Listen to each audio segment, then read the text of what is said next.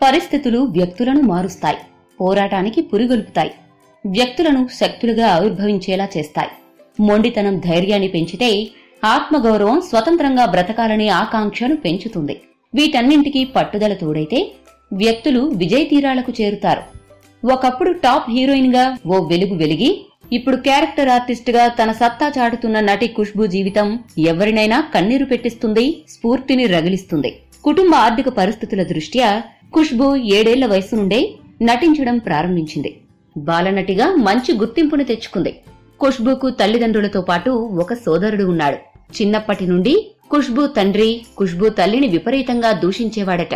అప్పుడప్పుడు చేయి చేసుకునేవాడంట. విచక్షణ లేకుండా ప్రవర్తించేవాడట. రోజులు గడిచే కొద్దీ ఇతని ప్రవర్తన తీవ్ర స్థాయికి చేరింది. అప్పుడు ఖుష్బూ వయస్సు 16 సంవత్సరాలు. నటిగా అవకాశాలు రావడం కొద్దిగా తగ్గాయి. దీంతో కోపోద్రిక్తుడైన ఆమె తండ్రి డబ్బు కోసం విపరీతంగా ఒత్తిడి చేసేవాడు. ఖుష్బూ తల్లిని రోజూ విపరీతంగా హింసించాడు.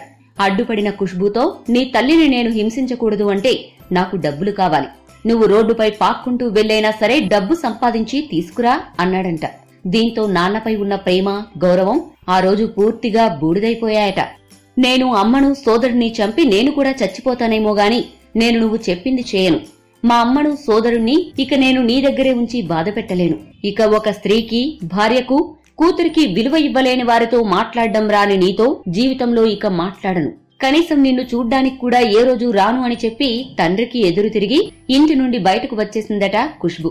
అలా చిన్న వయసులోనే ఇంటి నుండి బయటకు వచ్చి తన జీవితాన్ని స్వతంత్రంగా జీవించడం ప్రారంభించింది.